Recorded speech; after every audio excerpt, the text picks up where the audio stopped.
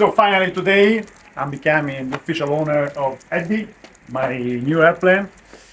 Now I can put together my passions, my mountain bike passion, together with my flying passion to pass some time in the mountains, which I really love. So I'm very happy today to take the airplane away with me.